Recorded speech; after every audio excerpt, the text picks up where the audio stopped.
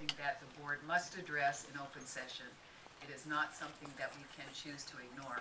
So I wanted to reassure Mrs. Lack that that would be addressed at the next open session, because she has also stipulated as by law that it's a 30-day time period.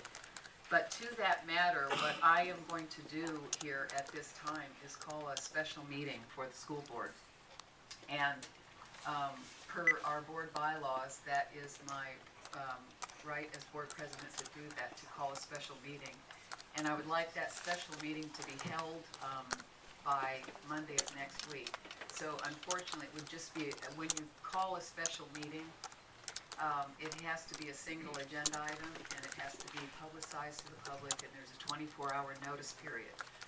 But the reason that I would call this special meeting is in listening to what her concerns were. Her concerns were around the issuance of contracts and the potential for a Brown Act violation. So what I would say in this special meeting is we have one other legal requirement that we need to address if we're going to be a responsible school board, that we need to address.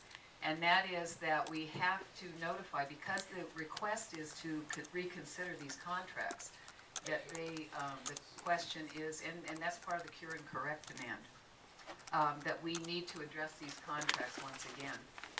So this school board needs to meet in a single item agenda, which would be on notification of those employees, the district administrators whose contracts are in question right now, that we would hold a special meeting.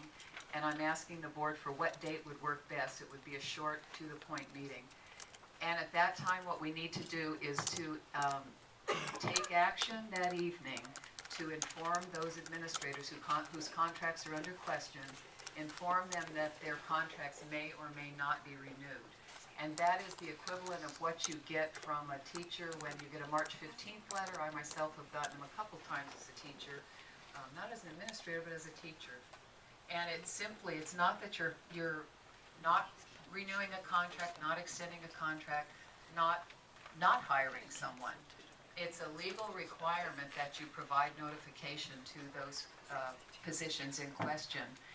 And there are deadlines that the board must meet, and January 1st would be this one deadline that we need to be looking at. So what we would do in this special meeting is, the single topic is to take action around notifying those district administrators whose contracts have been drawn into question, notifying those district administrators that those contracts may not be renewed. And that would be simply a legal notification that we need